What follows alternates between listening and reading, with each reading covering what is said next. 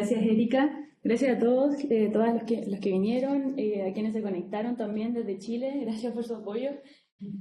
Bueno, como saben, mi nombre es Sofía Bravo. Hoy les voy a presentar los resultados de mi tesis de maestría, que se titula La práctica docente intercultural en contexto urbano, el caso de la asignatura de lengua y cultura mapuche en una escuela de Santiago de Chile. Quise partir por el por qué y cómo llego a este tema de investigación. Bueno, desde mi licenciatura que comencé trabajando temas ligados a la educación y paralelamente a eso siempre participando en actividades ligadas a la educación popular, al cine social, entre otras cosas, y así llego a trabajar al equipo del CIAE de la Universidad de Chile, quienes tenían un equipo de investigación sobre la impartición de la lengua de la asignatura, de lengua y cultura indígena y los educadores tradicionales que se abocaban a esta labor, entre otras cosas, para visibilizarla.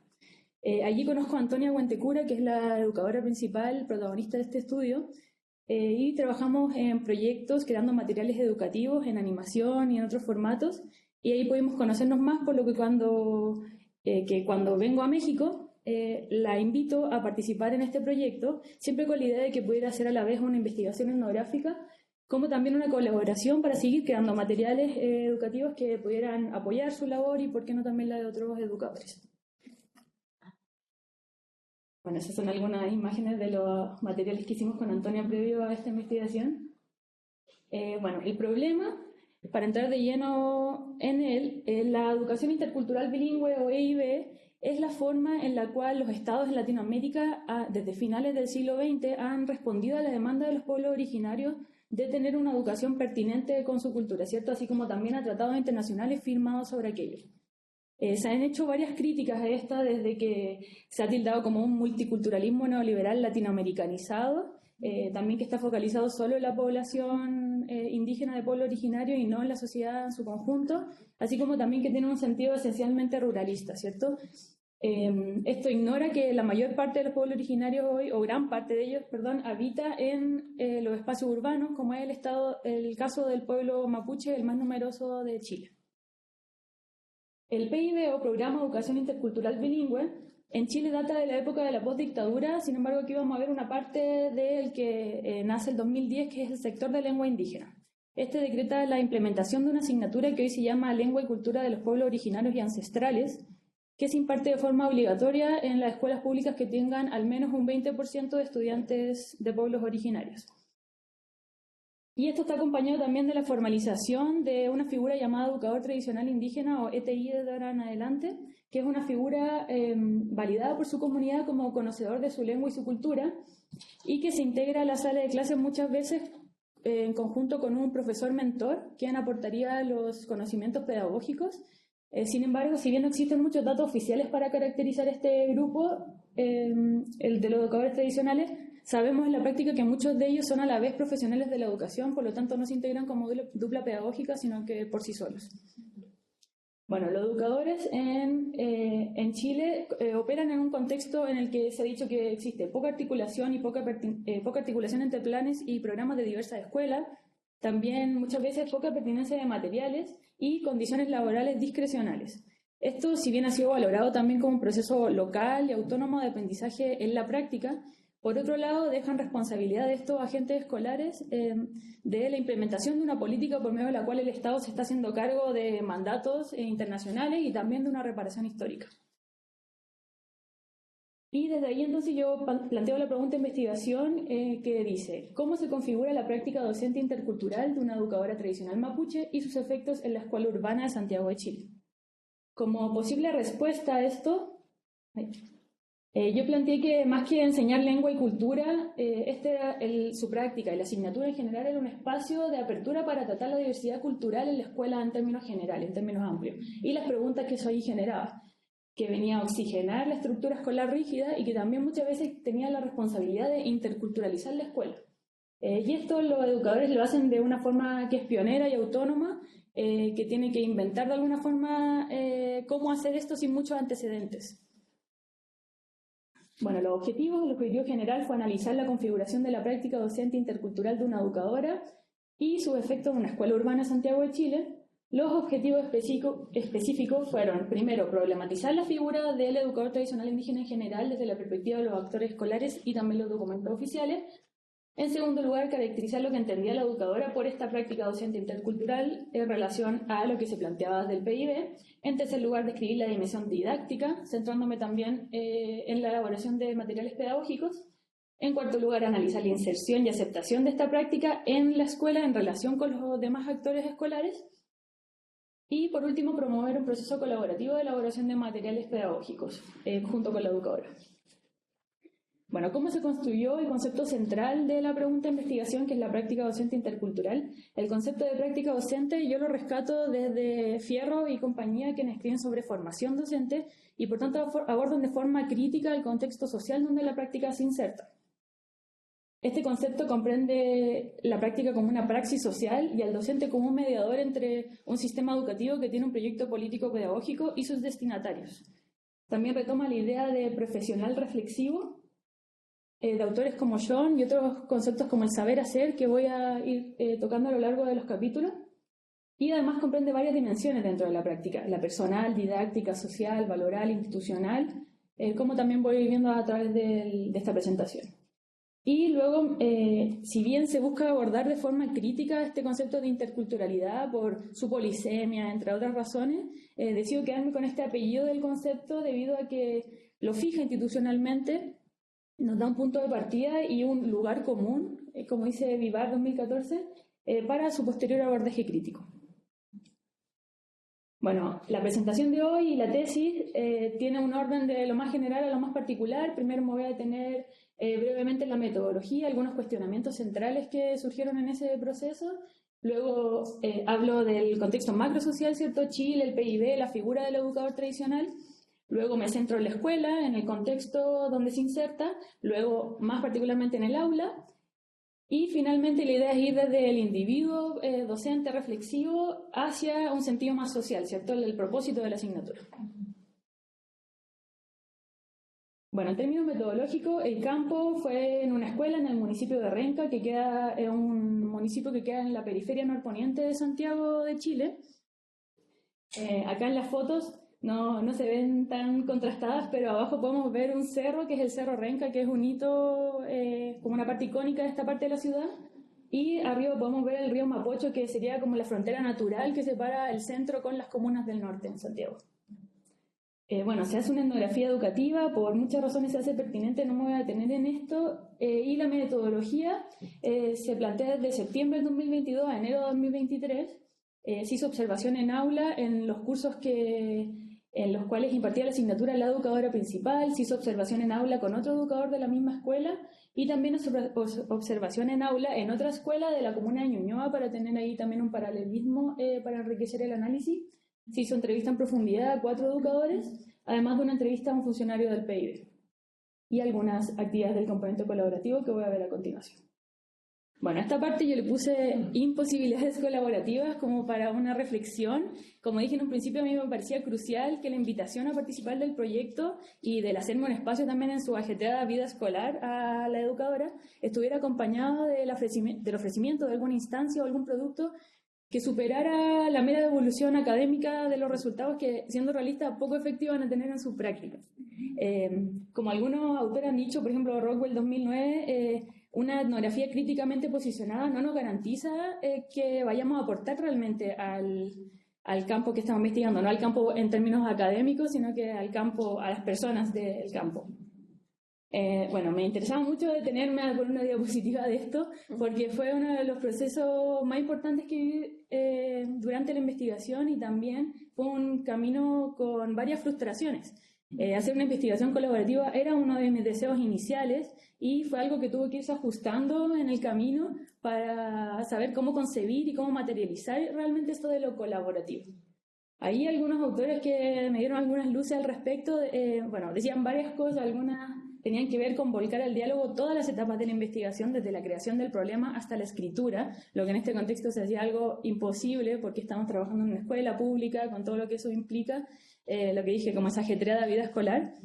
Y entre otras cosas también de que poder plantear productos que no fueran solo para la academia, o sea, abrirse a posibilidades creativas también. Y desde ahí llego a una conclusión que yo le puse como, más que una investigación activista, una investigación colaborativa, podía ya concebirme como una investigadora activista. ¿Qué quiere decir esto? Que en vez de luchar porque estas cosas que a veces eran las que más me entusiasmaban del proyecto encajaran en esta parte académica, iba a tener que pensarlo como un trabajo paralelo y por tanto más libre también, y confiar en que todas esas cosas que tal vez acá o en el escrito de la tesis iban a ser más accesorias, más anecdóticas, en la que la presentación que yo llegaba con los stickers que habíamos hecho con los niños, iban a ser en la práctica o en mi vivencia las más significativas y también para la educadora. Finalmente somos personas y la parte académica es solo una parte de cómo nos estamos relacionando con quienes estamos trabajando, ¿cierto? Y teniendo eso en cuenta, se plantearon varias actividades. Para pasar rápidamente, se hizo un taller de video con un 4º grado de la escuela de Renca, se hizo un taller de afiche con un 7º grado, se hizo un fanzine colectivo con varios cursos y además se inauguró un rincón de literatura de pueblos originarios en la biblioteca de la escuela. Allí también se hizo una exposición donde se mostró todo lo que se había generado en esos talleres. Y bueno, la parte más desafiante y también más satisfactoria fue que logramos autogestionar un viaje junto a Antonia de una visita de ella a México y organizamos, entre otras actividades, un conversatorio en Oaxaca con otras personas que trabajaban en la revitalización de sus lenguas. Bueno, para pasar de lleno entonces ya al primer capítulo, este lleva el título de Chile, el PIB y la figura del educador tradicional indígena. El objetivo de este capítulo tiene que ver con situar las prácticas de los educadores en un contexto amplio y problematizar su figura. El argumento central gira en torno a que los educadores se insertan en un contexto santiaguino de poca presencia del mapudungún y en un contexto nacional que es ambivalente en torno a su valoración. Son guarriaches, eso ya lo voy a explicar, y hay una mayor facilidad para ellos de insertarse en las escuelas. Algunos conceptos clave van a ser guarriache, revitalización lingüística e interculturalidad.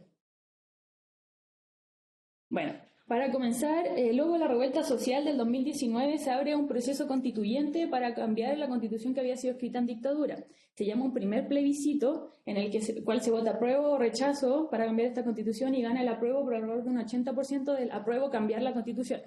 Para esto se construye una convención constituyente que demoró alrededor de 2 años en escribir un nuevo texto. Hay que decir que el tema mapuche estuvo muy presente durante todo el proceso, desde el estallido social, como se alcanza a ver en la foto de allí, la gente levantó la Buenufoye, que es la bandera mapuche, y, por ejemplo, en la convención constitucional se eligió como presidenta Elisa Loncón, que es una académica mapuche. Yo llegué a Chile 3 días antes de que se votara el nuevo texto, que era un nuevo plebiscito de apruebo o rechazo para el nuevo texto que se había escrito por parte de esta convención constituyente. Y para sorpresa de cómo se habían desenvuelto los acontecimientos de esos últimos años, el rechazo gana por un avasallador 70%. Si bien yo ahí pongo que quedan, yo creo, años y análisis para comprender del todo este fenómeno, nos da una idea del contexto en el cual se están insertando los educadores haciendo clases en una escuela pública. Bueno, la palabra guarriache significa gente de la ciudad en mapudungún. Para entender este término hay que entender que el Gualmapu, lo que se considera como territorio ancestral mapuche, desde la colonización más o menos comprende desde el río Biobío hacia el sur, hasta Chiloé. Esto queda unas 6 horas de Santiago. Sin embargo, a finales del siglo XIX se vive una invasión chilena a este territorio mal llamada pacificación de la Araucanía, que empobrece este territorio, entre otras cosas, lo que genera una migración que dura gran parte del siglo XX de las personas de este territorio hacia Santiago. Esta migración que sostenía en el tiempo resulta en que hoy la mayor parte del pueblo mapuche habita en la región metropolitana. Y existe una palabra para nombrar esto entonces, que es una forma, en palabras de un educador, es esta forma de ser mapuche desarraigado, es decir, como lejos de la comunidad tradicional, y este es el perfil de los educadores que participan en este estudio. Este término de guarriache ha sido también llamado como un proceso de etnogénesis, que es una afirmación identitaria de la ciudad, pero también una recuperación y una construcción identitaria a la vez. Bueno, el mapudungún es la lengua del pueblo mapuche, ha sido considerada una lengua que está en retroceso, pese a que en Santiago existen buenas actitudes hacia la lengua. En Santiago solo un 12% de los mapuches tienen conocimiento sobre el mapudungún, siendo la gran mayoría monolingües en castellano, por lo que los niños a los cuales los educadores le hacen clases lo más probable es que cumplan con este perfil. Bueno, la asignatura, el 2016, el Mineduc establecía que eran 1.391 escuelas que aplicaban la asignatura en todo Chile. De estas, el 90% lo hacía para la lengua mapuche. Durante el estudio, en conversación con personas del PIB, pude saber que el 2022 en Santiago habían 2 escuelas que implementaban la asignatura, además de 30 escuelas que tenían taller extraprogramático de Mapudungun. Y las críticas a la implementación de esta asignatura, para decirlas de forma concisa, son muchas. Algunas tienen que ver con que están sujetas siempre al 20% de estudiantes originarios, lo que es difícil de comprobar también. Y lo que también la vuelve que siga siendo una implementación que es periférica dentro de las políticas escolares. Y algunas de las críticas principales de los mismos educadores es que los materiales son poco adecuados para implementarla en la ciudad. Bueno, la figura de él o la ETI, esta figura se formaliza recién en el 2017 en un decreto. Un estudio de Calderón y compañía del 2022 define varios perfiles para esta figura y establece que en la región metropolitana el perfil de educador más común era la de un profesional masculino joven. Este perfil se estaría integrando de manera más fácilmente a la escuela. Es el perfil también que cumplen los educadores que participaron en este estudio. Y además estaría, según palabras de personas del PIB, estaría excluyendo a otro perfil de educador tradicional, que sería el educador de un contexto rural, que es hablante nativo y que tiene mayor edad, porque le sería difícil integrarse a la escuela.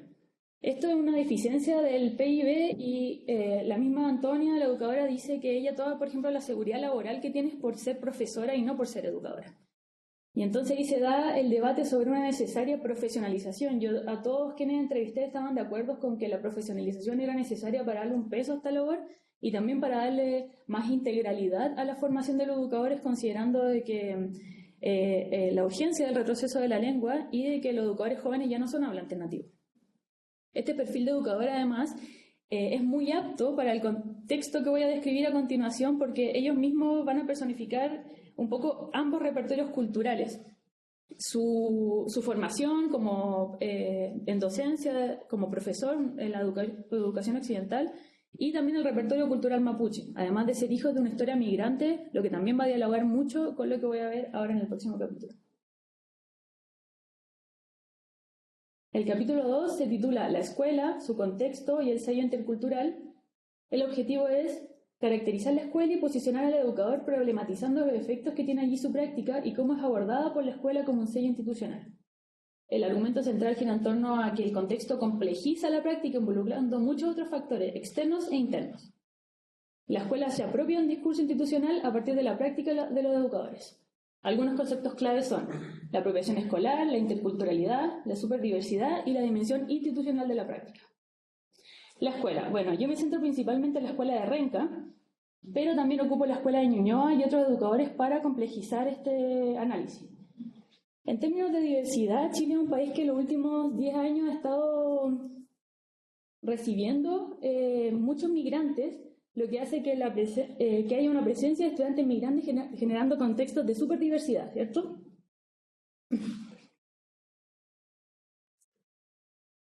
Esto hace que se multipliquen los orígenes, lenguas, creencias. Además están en constante cambio por los flujos migratorios. Este concepto tiene la idea de repensar el multiculturalismo superando este impasse esencialista del uso del término. También se vive presión en el sistema educativo. Esto quiere decir que, bueno, la escuela Renca es una escuela que tiene estudiantes de bajos recursos. Esto se relaciona con que su desempeño académico ha sido catalogado como insuficiente muchas veces por el Mineduc. Y esto lleva un círculo vicioso que implica evaluaciones constantes, sobreintervención, lo que genera también agobio laboral dentro de la escuela a los educadores que hacen clases allí. Y además de la obligación de implementar metodologías que son externas a la escuela y que poco respetan la pertinencia cultural del PIB, ¿cierto? En términos del contexto de violencia, bueno, la escuela queda en un barrio el cual se vivía en situaciones de violencia, balacera y otras cosas que demandaban una constante contención emocional por parte de la educadora. Además, yo hago el trabajo de campo el 2022, luego de 2 años de pandemia y de clases online. Para hacer una idea de esto, los niños de 4º grado, la última vez que fueron a la escuela fue en 1.er grado. Eso es una especie de desescolarización. Y si bien durante las clases online se priorizaron las asignaturas de lenguaje y matemática, incluso en esas áreas habían serias deficiencias, como por ejemplo la lectoescritura. Y la lengua y cultura mapuche no fue la excepción en la que se interrumpieron los procesos de aprendizaje que se venían llevando. Todo esto nos ayuda a entender la multiplicidad de factores que diversifican lo que entendemos como interculturalidad, que en la práctica los educadores deben atender y es parte de su práctica.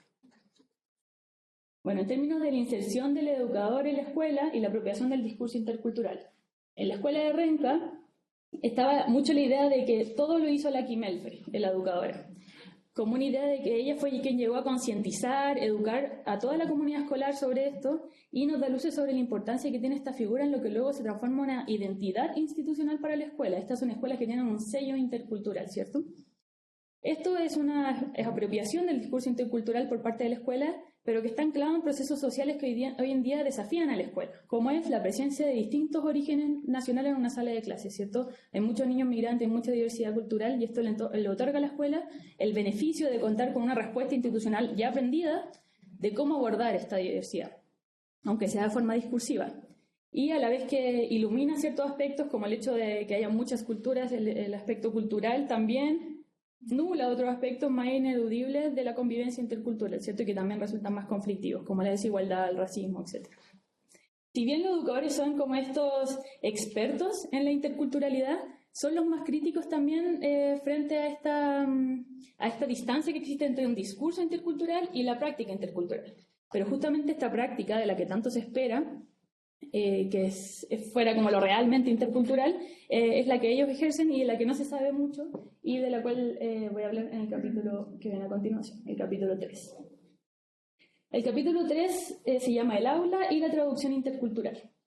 El objetivo es describir detalladamente lo que sucede al interior del aula, analizando algunos puntos claves y congruencia entre educadores. El argumento central es que los educadores traducen la cultura mapuche a la sala de clases, dándose diversas dinámicas entre formas distintas, algo que voy a explicar a continuación, y algunos conceptos claves son la traducción, la forma escolar y la dimensión didáctica de la práctica docente.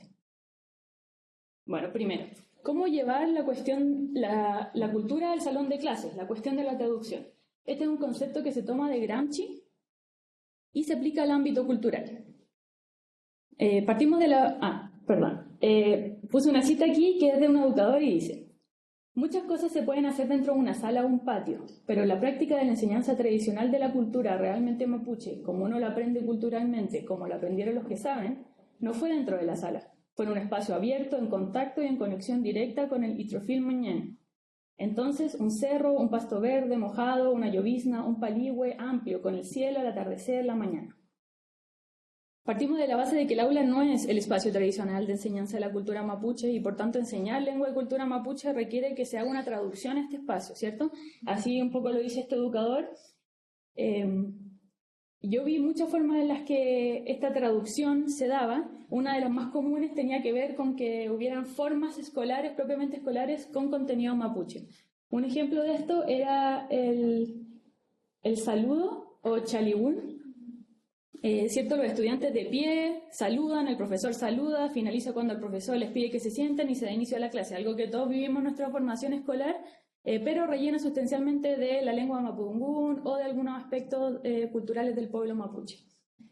Si bien los educadores están constantemente a romper con estas formas escolares también presentan resistencia, ¿cierto? Un ejemplo claro de esto era la práctica del Nutram, que es la práctica de la oralidad en la cultura mapuche, que es la conversación y la escucha, que era muy importante para los educadores y que la trataban de posicionar todo el tiempo en sus clases.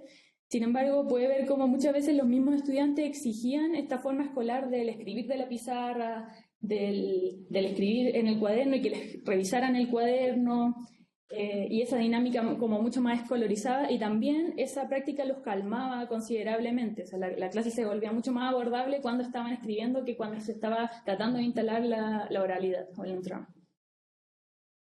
Entonces, mientras eso sucede, ¿cierto? Esta presión que tiene la estructura escolar sobre la agencia del individuo profesor, También sucede lo contrario, existen momentos donde hay un paréntesis escolar, un paréntesis en la forma escolar que da paso a formas mapuche. Un ejemplo de esto es el juego del palín, que es el juego tradicional mapuche que se hace ya sea en el patio o en algún lugar afuera de la escuela, y como vi principalmente con la educadora Antonia, instancias ritualizadas, ceremonias que transformaban realmente el espacio escolar y podían volverse ese locus de experiencia, un poco del que habla el educador en la cita, ¿cierto? Entonces, no todo puede traducirse en la traducción de lenguajes o prácticas no occidentales, o sea, mapuche, a una forma escolar, pero tampoco sería veraz concluir que la asignatura es un espacio que abre un paréntesis total en la escuela y se transforma en este como espacio no escolar dentro de la escuela, sino que más que verlo como uno o lo otro, como lo mapuche o lo escolar, que se transforma en su contraparte, el concepto de traducción nos ayuda a ver esto como una tensión, ¿cierto? Y allí el concepto de traducción nos ayuda mucho con la idea de que la traducción es también una creación. Es decir, la práctica docente intercultural no se ve solo cuando entramos a la sala, hay un círculo, suena un cultrún, todos los niños hablan mapudungún y no existen ni lápices, ni cuadernos, ni pizarra. No solamente cuando esa forma escolar se agrieta y se logra crear esa experiencia cultural mapuche de aprendizaje significativo. Si bien estos momentos son permanentemente buscados por los educadores, además de ser difíciles de lograr, esta práctica docente intercultural no se acaba en la posición de ambas fuerzas, ni la imposición de una sobre otra, sino en la creación constante de formas nuevas. Y este ejercicio de traducción también requiere constantemente un ejercicio de negociación intercultural, es decir, deben negociar los educadores entre formas distintas y también de las expectativas que existen desde, por ejemplo, el PIB a sus posibilidades locales. Así nos muestra el caso, por ejemplo, de la expectativa de que se haga la clase siempre en círculo o que se vinculen ellos con el conocimiento cultural de las familias mapuche, lo que en este contexto no es del todo factible. Bueno, el último capítulo se llama El sentido de la práctica más allá de la asignatura, creatividad, reflexividad e identidad. El objetivo es analizar tensiones identificadas sobre el propósito de la asignatura y sobre hacia dónde está orientada esta práctica. El argumento central tiene que ver con que el apellido intercultural va tomando significado situado y se va tensionando con otras reivindicaciones y posibles propósitos de la asignatura en el contexto urbano. Y algunos conceptos claves van a ser la dimensión personal, social y valoral del concepto de práctica docente y la idea del profesional reflexivo y del saber hacer. Bueno, partimos yo les contaba de la traducción como creación, y aquí para situarnos un poco teóricamente, planteo que desde esta creatividad pasamos a la reflexividad. ¿Cómo? En la práctica docente considera el concepto de profesional reflexivo, el cual plantea que el docente es un agente crítico que desarrolla su praxis de manera reflexiva y artística, resolviendo desafíos emergentes en el momento en que se presentan y adquiriendo constantemente conocimientos desde este saber hacer. Este saber hacer también es una implicación afectiva y cognitiva en el aula. Considera una reflexión en la acción, es decir, mientras sucede la clase, donde se van aprendiendo nuevas formas de accionar, pero también hay una reflexión luego de la clase. Allí se relaciona mucho con la dimensión social y valoral del concepto de Fierro y compañía, la cual refiere a las formas en que los educadores leen la demanda educativa atendida y también cómo sus propios ideales se expresan en sus aproximaciones a la enseñanza. De alguna manera, esta reflexividad nos apunta posterior a la clase, nos apunta a esta pregunta del por qué se hace lo que se hace. Y como posible respuesta a esto, habían varias, dentro de ellas una de las más importantes, yo le puse aquí una clase para todos, que tiene que ver con que la asignatura, sobre todo en la escuela de Renca, era muy valorada por este valor principalmente, este valor de educar a todos los estudiantes y a la escuela en general para vivir en diversidad y respetarla, ¿cierto? Esto fue repetido varias veces, tanto así que parecía que el sentido de la asignatura pareciera ser ese, o sea, enseñar el valor de la diversidad en la escuela. Y eso que pareciera expresión del discurso más multiculturalista sobre la tolerancia, también tiene un anclaje más crítico en el momento en que se introduce de forma explícita algunos conflictos que genera el contacto cultural, ¿cierto? Como por ejemplo la idea del racismo en la escuela, para analizar esto yo ocupé el concepto de educación antirracista que plantean Riedemann y Stefani. Ellas dicen que la educación antirracista se basaría en visibilizar que la clase no es un espacio neutral o apolítico, sino que la idea es generar un espacio de confianza y aceptación para que los participantes puedan expresar expectativas, miedos y preocupaciones con el fin de trabajar los prejuicios y estereotipos. Un ejemplo de esto se daba cuando, no sé cómo sucede aquí, pero en Chile a un lápiz que es como rosita claro se le dice color piel, popularmente. Y en un momento unas niñas se acercaron a pedir el color piel a Antonia y ella lo que hizo fue detuvo la clase y le preguntó cuál era el color piel. Entonces agarró este lápiz rosita claro y se lo puso en el brazo a muchos estudiantes preguntándoles si ese era su color de piel. Y obviamente no es el color de nadie, y eso dio paso a una reflexión conjunta de que en realidad no había que decirle color piel porque estábamos reproduciendo la idea de que ese era un color normal y que los otros colores estaban mal, y en realidad había muchos color piel y que ese lápiz se llama rosa claro, rosado claro y no color piel. Entonces ese es un ejemplo también de un sentido crítico y político de la práctica docente, el cual aprovecha situaciones emergentes como instancias pedagógicas para enseñar y plantear ejercicios reflexivos. Y ahí se supera la pura proclamación de la tolerancia como un valor fundamental, sino que se ancla en situaciones que pueden ser conflictivas, pero que tienen que ver con la vida cotidiana en diversidad, ¿cierto? Si bien esto obviamente es reconocido como un trabajo incompleto.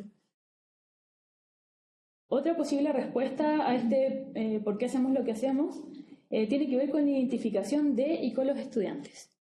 Si bien el objetivo anterior tenía que ver con que era para todos los estudiantes, todes, hay otros objetivos que le dan sentido a la práctica, pero que no necesariamente son para todos los estudiantes. Y la identificación es uno de esos.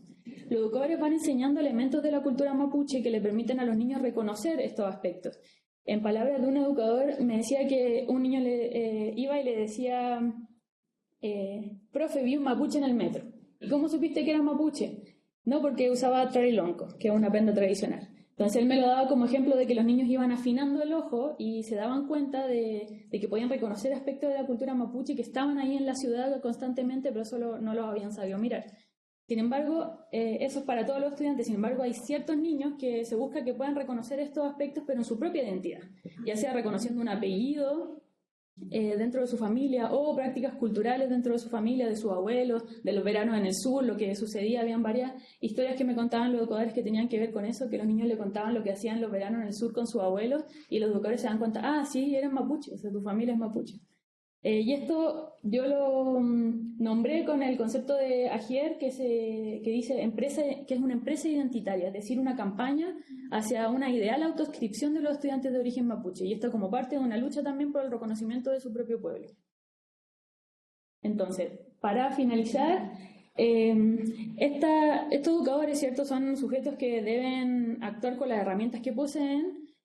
Sin embargo, una estructura escolar que es bastante rígida, que condiciona su poder de acción, además de estar en un contexto social que es súper desafiante y que rara vez va a ser abordable por la pura voluntad individual. Y allí muchas veces la práctica se ve como una cuesta arriba, ¿cierto? En palabras de un educador me decía que siempre hay algo más, es decir, esto no es solamente un trabajo, sino que hay algo más por qué estamos haciendo esto, no es por la paga, que tampoco sería muy buena. Y entonces algunas respuestas hacia eso tienen que ver con la labor social. Había muchas instancias en las que yo podía ver que había una conciencia de clase, un reconocimiento como habitantes de la periferia de la ciudad e hijos de migrantes que desarrolla también una empatía con los niños a los cuales se les está haciendo clase y que también es una razón para quedarse ahí, como en la trinchera de una manera. Y también habían otras razones que tenían que ver con la labor como mapuche. En palabras de un educador, él decía que esto se hacía por la insistencia de un pueblo de seguir existiendo, ¿cierto? Y ocupar en ese sentido todas las instancias que hayan, formales, no formales, dadas por el Estado, dadas por quien sea, para poner un pie ahí y hacer presente su cultura como una cultura y un pueblo vivo. Y por último, en estas razones queda un poco desdibujada a veces lo de la lengua, ¿cierto? Porque este es un programa de educación intercultural bilingüe. Entonces uno dice, ¿y dónde está la lengua? Bueno, y pudimos hablar sobre el tema de la revitalización. La revitalización lingüística es un horizonte, pero en realidad un horizonte bastante lejano. O sea, en el contexto en el que se insertan estos educadores, muchas veces se apelaba más al sensibilizar a los estudiantes sobre la importancia de que esta lengua no se perdiera, apelar al autorreconocimiento y confiar en que a partir de eso sembrar esa semilla para que los niños emprendieran su propio viaje hacia el autorreconocimiento, hacia la revitalización del mapudungún o otras cosas. Bueno, como conclusión seleccioné una idea concisa. Ay, te perdí. Así que oh. Bueno, puedo decirlo. Ahí está, ahí está. Bueno, a mí me interesaba que no se tratara de evaluar qué tan intercultural era esta práctica, basándome en la literatura y en, claro, estos conceptos que dicen hay una interculturalidad funcional al sistema neoliberal, hay una interculturalidad crítica, una interculturalidad transformativa, pero llego también a la conclusión de que en realidad es mucho más que intercultural. O sea, lo intercultural es una parte de la práctica de estos docentes en la escuela, y si tuviera que ponerle un nombre, le pondría que es una práctica político-pedagógica docente intercultural. Y por último, como dije al principio, también conservo este apellido de intercultural, pese a que a veces nubla más que aclara, porque nos da un punto de partida, pero sobre todo a falta de un mejor nombre y también a falta de un nombre que pueda ser dado como una autodenominación por los propios educadores. Esto es una labor que es pionera, que se hace hace relativamente poco tiempo y que se hace además creativamente desde la propia práctica autorreflexiva, por lo tanto yo veo totalmente factible que ellos puedan nombrar su propia práctica si lo de interculturalidad no les hace sentido en términos amplios. Eso, si me queda un minuto, quería agradecer, nombrar personalmente, bueno, principalmente a la protagonista de este estudio, Antonia Huentecura Yancaleo, a los demás educadores, Quimelfe, Manuel Huichao, Felipe Millanao, Lican Millanao y Neven Caserna, a mi directora, Julieta Briceño Roa, a mis lectores, Alejandro Martínez, Erika González, Silvia Castillo y también Margarita Calderón y Nayeli Argüelles, a mis profes y compañeros del CIESA Pacífico Sur, a Antonio Medina por su colaboración en las labores gráficas y obviamente a mi amigo y familia de acá y de allá. Muchas gracias a todos.